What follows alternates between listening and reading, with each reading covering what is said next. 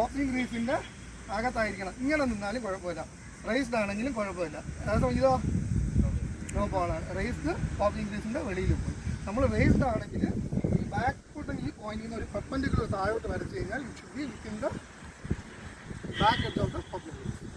ഇനി സീറ്റിൻ്റെ കാര്യത്തിൽ നമ്മൾ അധികം കണ്ടിട്ടില്ലാത്ത ഒരു കാര്യം കൂടെ ഉണ്ട്. ബാക്ക് ഫുട്ട് ഫ്രണ്ട് ഫുട്ട് പറഞ്ഞു. ഫ്രണ്ട് ഫുട്ടിന് ഒരു കണ്ടീഷൻ കൂടെ പാലിക്കണം. ഇതെന്താണ്? Middle stump to middle stump ഒരു ഇമാജിനറി ലൈനാണ് ഇല്ല. നമ്മുടെ ഫ്രണ്ട് ഫുട്ട് ആരെങ്കിലും ഞാൻ എന്താ ബോൾ ചെയ്യുമ്പോൾ ഇതിങ്ങനെ പോയെന്ന് വെച്ചു, അതാണ് ഈ imaginary line front foot cross ചെയ്യുന്നത്. അങ്ങനെ വന്നു കഴിഞ്ഞാൽ സീറ്റിൻ്റെ കേസിൽ ദാറ്റ് ഈസ് ഓൾസോ നോക്കും. ഇങ്ങനെ നിന്നാൽ കുഴപ്പമില്ല, കട്ട് ചെയ്താൽ കുഴപ്പമില്ല, ഇങ്ങനെ നിന്നാലും കുഴപ്പമില്ല. കംപ്ലീറ്റ് ആയിട്ട് നൗ ഓപ്പണിംഗ് ഗ്രീസിൻ്റെ എന്താണ് അകത്താണ് ഞാൻ ലാൻഡ് ചെയ്തിരിക്കുന്നത്.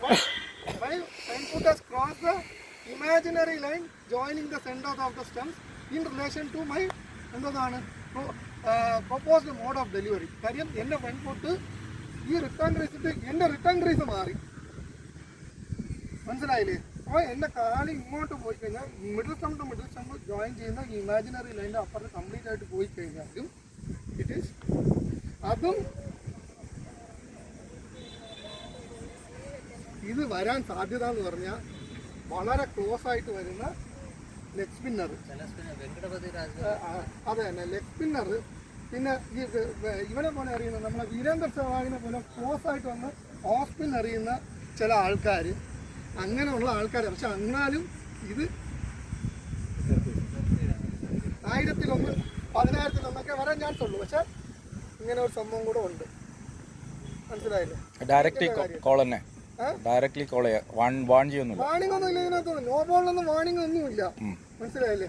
അപ്പോൾ ഇനി ഇത് സീറ്റിൻ്റെ കാര്യം പറഞ്ഞ് ഇനി അടുത്തെന്ന് പറഞ്ഞു കഴിഞ്ഞ് കഴിഞ്ഞാൽ സംഭവം നോക്കിയാൽ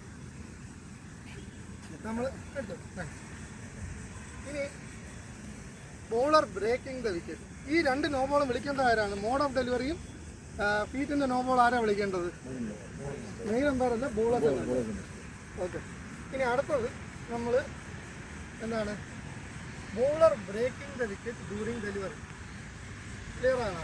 ഇപ്പോൾ ബോളർ ഡെലിവറി സ്ട്രൈഡ് എന്ന് പറഞ്ഞു. എപ്പോഴാണ് delivery stride? Back foot last ജമ്പിലെ ഫസ്റ്റ് പോയിന്റ് ഓഫ് ലാൻഡിങ്.